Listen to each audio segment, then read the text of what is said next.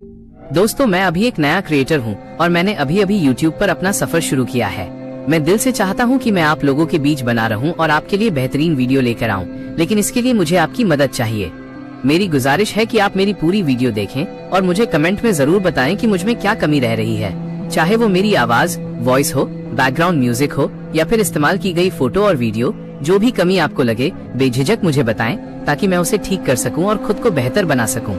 Please मेरी मदद करें और मुझे सपोर्ट करें। चलिए शुरू करते हैं आज की ये खौफनाक कहानी। ये कहानी किसी काल्पनिक फिल्म की पटकथा नहीं है, बल्कि उत्तर भारत के रेलवे गलियारों में दफन वो कड़वा सच है जिसे आज भी सरकारी कागजों में अनसुलझा हादसा कहा जाता है।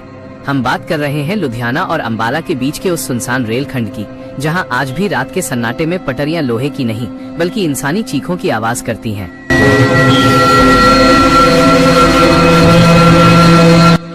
दिसंबर की वो काली रात, साल 2004, दिसंबर का महीना। पंजाब की सर्दी अपनी चरम सीमा पर थी। कोहरा इतना घना था कि अगर आप अपना हाथ आगे बढ़ाएं तो अपनी उंगलियां तक न देख सके। अमृतसर से दिल्ली की ओर जाने वाली एक मालगाड़ी अपने पूरे शबाब पर थी। लोको पायलट सुरेंद्र सिंह और उनके सहायक रवि केबिन के अंदर बैठे चाय की चुस्कियों के साथ खुद को गर्म रखने की कोशिश कर रहे थे। इंजन के अंदर लगे मीटर की सुइयां 90 किलोमीटर प्रति घंटे की रफ्तार दिखा रही थी। बाहर सिर्फ काला अंधेरा और सफेद कोहरा था। इंजन की हेडलाइट उस अंधेरे को चीरने की कोशिश कर रही थी, लेकिन रोशनी कुछ ही मीटर आगे जाकर दम तोड़ देती थी। रात के करीब 2:10 हुए थे। ट्रेन खन्ना स्टेशन को पार कर चुकी थी और अंबाला की ओर बढ़ रही थी। अचानक सुरेंद्र सिंह को महसूस हुआ कि सामने ट्रैक पर कुछ चमक रहा है। उन्होंने अपनी आंखें सिकोड़ी और ध्यान से देखने की कोशिश की। उन्हें लगा कि शायद कोई जानवर होगा, लेकिन जैसे जैसे ट्रेन करीब आई उनके हाथ कांपने लगे। ट्रैक के ठीक बीचों बीच एक साया खड़ा था। वो रूहानी मंजर सुरेंद्र ने फौरन हॉर्न का लीवर खींचा। सन्नाटे को चीरती हुई ट्रेन की आवाज दूर तक गूंजी, लेकिन वो साया वहां से टस से मस नहीं हुआ। जैसे ही हेडलाइट की तेज रोशनी उस साये पर पड़ी, सुरेंद्र और रवि की रूह फना हो गई। वहां कोई जानवर नहीं बल्कि एक छोटी बच्ची खड़ी थी। उसकी उम्र मुश्किल से 7 या 8 साल रही होगी। उसने एक पुराना मटमैला सफेद फ्रॉक पहना था जिस पर गहरे लाल रंग के धब्बे थे। उसके बाल उलझे हुए थे और चेहरा बिल्कुल पीला था। लेकिन सबसे खौफनाक था उसके हाथ में पकड़ा हुआ वो पुराना रेलवे का लाल लालटेन। वो उसे इस तरह हिला रही थी जैसे किसी को रुकने का इशारा कर रही हो। सुरेंद्र ने चीखते हुए इमरजेंसी ब्रेक का लीवर अपनी ओर खींच लिया।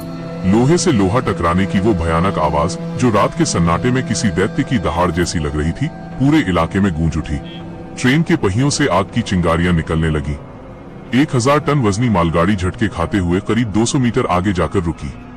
सन्नाटे का खौफ, ट्रेन रुकते ही सब कुछ खामोश हो गया। सुरेंद्र और रवि की सांसें धौंकनी की तरह चल रही थीं। सन्नाटा इतना गहरा था कि उन्हें अपनी ही धड़कनें सुनाई दे रही थीं। सुरेंद्र ने कांपते हाथों से टॉर्च उठाई और रवि को साथ नीचे उतरने को कहा। रवि, मुझे लगता है वो बच्ची नीचे आ गई है। सुरेंद्र की आवाज कांप रही थी। दोनों नीचे उतरे। पटरी के किनारे किनारे वो इंजन के अगले हिस्से की तरफ बढ़े। टॉर्च की रोशनी नीचे पटरियों पर डाली गई। पहियों के नीचे देखा गया, लेकिन वहां कुछ नहीं था। न कोई लाश, न खून का कतरा, न ही कोई फटा हुआ कपड़ा। सुरेंद्र ने जोर से आवाज दी, कोई है? बेटा, कहाँ हो तुम?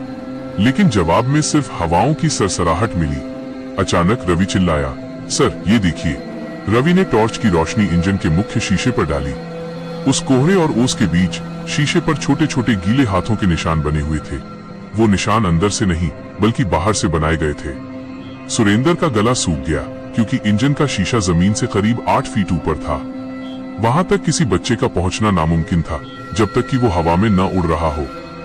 अतीत का काला सच। वे दोनों भागकर वापस केबिन में चढ़े और फौरन कंट्रोल रूम को सूचना दी। जब अगले स्टेशन पर ट्रेन रुकी तो वहां के एक बूढ़े स्टेशन मास्टर ने उनकी बात सुनी और एक ठंडी आह भरी। उसने बताया कि ठीक 14 साल पहले यानी 1990 में इसी ट्रैक पर एक भीषण रेल हादसा हुआ था। एक एक्सप्रेस ट्रेन पटरी से उतर गई थी और कई बोगियां पास के नाले में गिर गई थीं। उस हादसे में एक माँ और उसकी छोटी बेटी का शव कभी नहीं मिला था। लोगों का कहना है कि उस बच्ची की गर्दन ट्रेन के नीचे आकर कट गई थी और उसका सर आज भी अपनी माँ को और अपने शरीर को ढूंढ रहा है। तब से लेकर आज तक जब भी कोहरा घना होता है, वो बच्ची लाल लालटेन लेकर ट्रैक पर खड़ी हो जाती है। वो ट्रेन को रोकना चाहती है, शायद इसलिए ताकि जो उसके साथ हुआ वो किसी और के साथ न हो, या शायद इसलिए क्योंकि वो अकेलेपन से थक चुकी है और किसी को अपने साथ ले जाना चाहती है। वो खौफनाक फुसफुसाहट सुरेंद्र और रवि उस रात के बाद फिर कभी उस रूट पर ड्यूटी नहीं कर पाए। सुरेंद्र ने बताया कि जब वो वापस इंजन में बैठे थे और ट्रेन शुरू करने वाले थे तो उन्हें अपने पीछे एक ठंडी सांस महसूस हुई थी, जैसे कोई उनके ठीक कान के पास खड़ा हो, और एक धीमी मरी हुई आवाज में किसी ने कहा था, मेरा सिर मिल गया क्या। आज भी लुधियाना अंबाला के बीच सफर करने वाले यात्री बताते हैं कि आधी रात को जब ट्रेन उस सुनसान इलाके से गुजरती है तो खिड़की के बाहर एक तेज लाल रोशनी दिखाई देती है जो ट्रेन के साथ साथ चलती है। ये उस बच्ची का इशारा है कि आप मौत के इलाके में प्रवेश कर चुके हैं। नोट: भाई, ये कहानी